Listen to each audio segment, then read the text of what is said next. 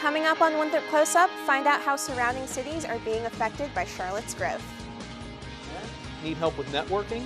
How to make those important connections. Coming up, I take you to downtown Rock Hill and Fountain Park, where I show you what your county is trying to do for its more artistic-minded tourists. Next on Winthrop Close Up.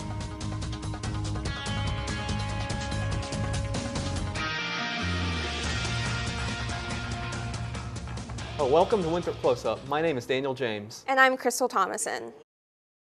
Rock Hill is known as a big place for athletic tourism, from the Quidditch World Cup to the Velodrome. But what about those residents with a more artistic frame of mind? Zach Grieger puts the camera in action to give you the report. I'm here outside the York County Community Performance Center, which helps to attract both outside and local audiences to its artistic venues. What else is the York County area doing to attract its more artistic-minded patrons? The York County area has made huge leaps in recent years to attract tourists to the area, in numbers reaching over 155,000 people in multiple ways.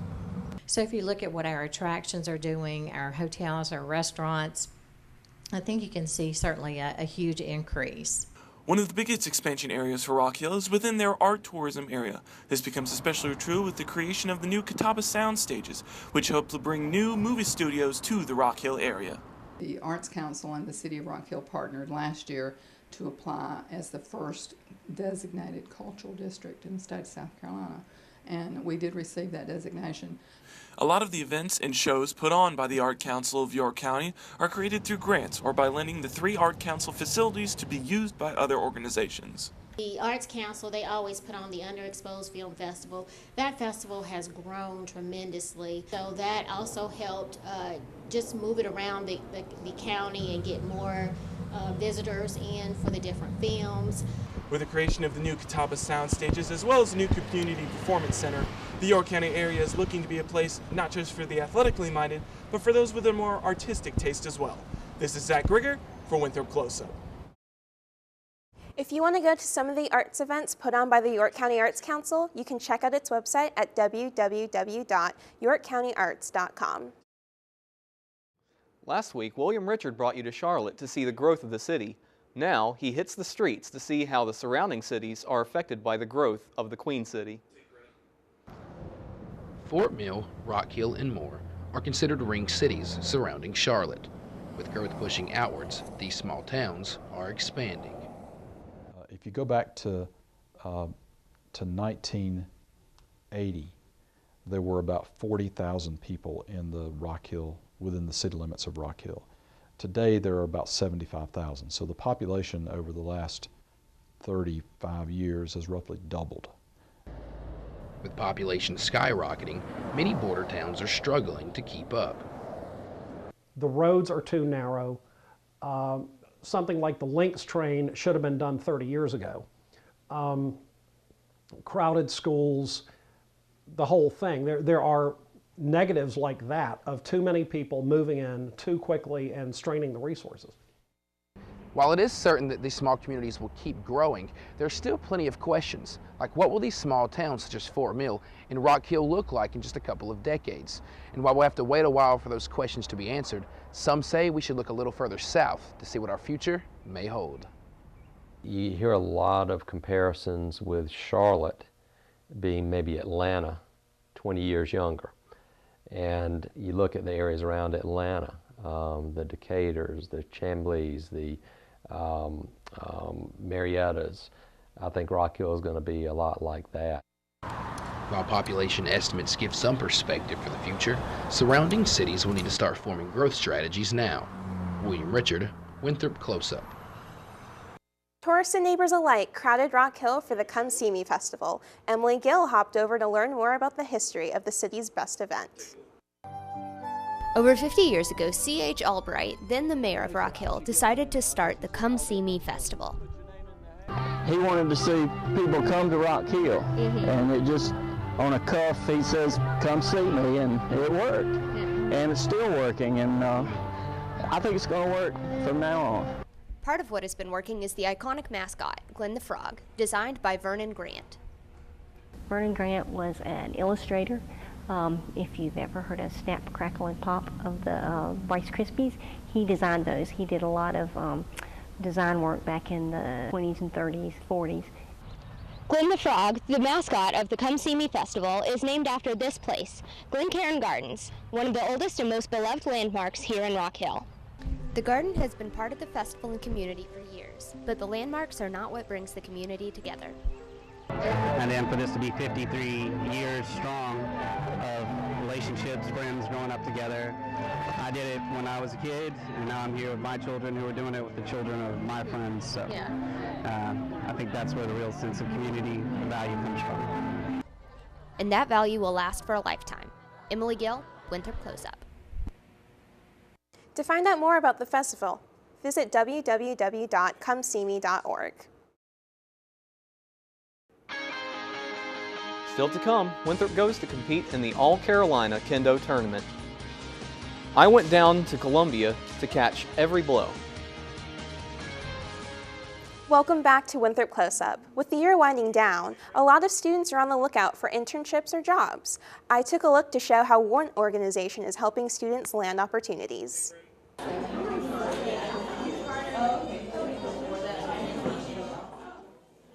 In their final event of the year, Winthrop's Association of Black Journalists, or WUABJ, hosted its annual media mixer. And basically it's just a media mixer where you come meet professionals and have a chance to network and really understand what the industry is all about. The event started off with dinner to lighten the mood. Afterwards, the officers gave out networking bingo cards so individuals could have talking points for the rest of the night. Students were encouraged to bring both their resumes and their business cards for possible networking opportunities. Senior Hannah Strong in particular thought the mixer was helpful as she looks for a job after graduation. Is to start networking as soon as possible, and don't be afraid to get out there and meet professionals and build relationships with them. The night continued as students were able to build rapport and get advice from their peers and the professionals that were invited. For President Brittany Woodland, the event was the culmination of a successful year for the organization. Well, in addition to having more members, we've noticed that a lot of the members that we're recruiting now are able to step out of their shells and come out more. Though she is proud of the organization's success, she hopes for more as she leaves the position. At Winthrop's campus, it's such a small campus. A lot of organizations hold a lot of events that are the same, so I really want there to be more collaboration so that it's more unity. From freshmen to seniors, everyone in attendance gained more networking skills. For more information about WUABJ, email them at wuabj@winthrop.edu. With warmer weather comes new adventures. Trio recently went on its annual retreat. The Winthrop Trio SSS program helps first-generation, need-based, and students with disabilities to adjust to a college setting. Held at Camp Thunderbird, the retreat consisted of games, zip lining, and team building. The goal of the leadership retreat is for students to learn some things about themselves, learn things about others, and learn how to work better in a group or an organization. Team building and fostering those leadership skills that they already have and that they're trying to improve. The retreat is a reward for students that participate in the program. Trio encourages you to apply. Though most students are accepted as first semester freshmen, select sophomores and transfer juniors are considered if they match one of the 3 qualifications. For more information, visit www.winthrop.edu/trio. Throughout finals week, students will be able to reserve study rooms in advance in the DeGiorgio Student Center. All that is needed is your student ID and contact information in order to rent a room for study. If the rooms are full, staff will have various tables and chairs throughout the lobby for student use. Now it's time for our weekly Fitness for You segment to help tone up your biceps for the beach this summer by going over the correct form for a bicep curl.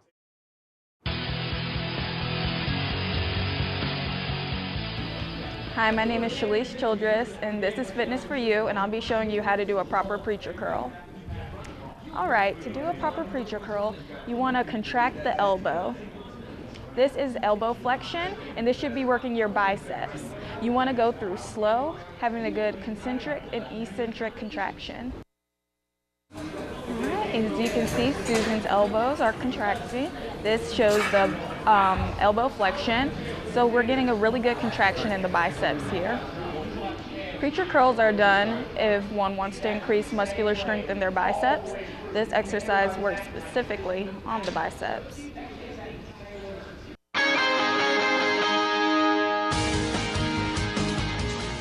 Welcome back to Winthrop Close Up. Winthrop University has a diverse array of sports clubs. I followed one of these clubs to Columbia for this year's tournament. Martial artists from 14 Kendo schools throughout the Southeast flocked to Columbia for the 2016 All-Carolina Tournament. Kendo is a Japanese martial art that uses a bamboo sword called a shinai. Despite hard-fought matches, each of Winthrop Kendo's combatants were eliminated in the first round.